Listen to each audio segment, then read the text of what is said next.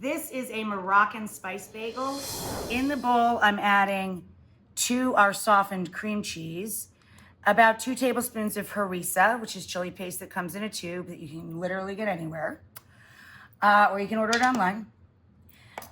We add our chili paste to a bowl that already has 4 finely chopped scallions, the zest of the other half of that lemon that we used in the spinach artichoke bagel. I'm now going to add the juice of that half lemon cut side up so that the seeds stay with the lemon and don't fall into our cream cheese. And then we're going to paste in on the fine side of the grater fat clove of garlic. So our herbs, we have a good solid cup here. A huge pile of parsley, cilantro, dill, and mint. A very classic combo, I have to say, in a lot of Moroccan and many Middle Eastern dishes as well. It's so beautiful and delicious and fragrant. Lovely. Now for the spices, I'm using my homemade za'atar, which is a sesame and sumac blend with oregano and thyme. You can also buy this in the grocery store. There are many brands that make a za'atar spice. And everybody can definitely get this if you can't get that. You can add everything bagel spice, or this one is from Canada, from San Viator Bagel Shop. Everything sprinkle, which is garlic and onion and toasted sesame, yada yada.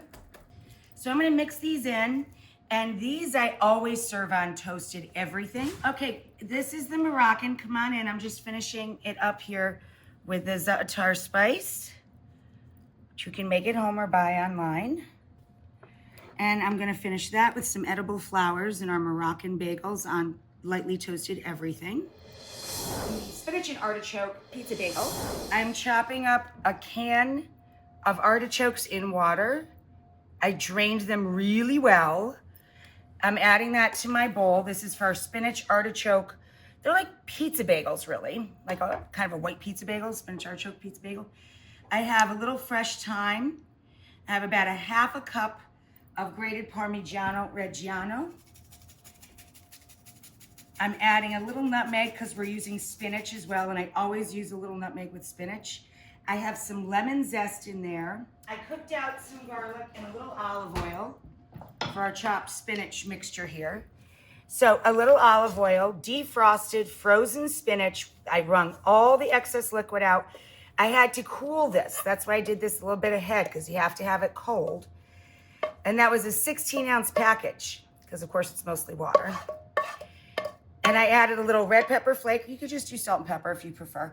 I put red pepper flake, salt, garlic, olive oil, spinach, the lemon zest, the thyme, the artichokes, little sprinkle of nutmeg, and of course our softened cream cheese. And I just added the juice of half of the lemon that I zested. Oh God, I wish you could do this for me, John. I hate this part. Here, stop the camera down for a second so you can mix this in. It'll go much faster. All right, John was a really good guy, and he mixed this one. This one's especially hard to mix because mine is mostly vegetable and not a ton of cheese. So this is a really tough one to mix if you have tendinitis in your elbows. So thank you, John. Welcome. So John was saying that this tastes like hot artichoke dip, but there's no mayonnaise in this, and it isn't hot artichoke dip. It's like a deep dish pizza. It's on a sesame bagel, which I lightly toast all my bagels before I top them, even if they're gonna get baked, because I like everything extra crispy. Lightly toast though. I don't take them too far. Okay, then we're gonna top that with shredded mozzarella. This is just a brick of polio from the grocery store. And we turn them into little spinach artichoke pizzas. They're so cute. And of course, delicious. And then we're gonna pop these in the oven until they're ooey gooey and gorgeous. The cheese is all nice and melty. These are our spinach artichoke bagels. And I just top those with a little bit of fresh thyme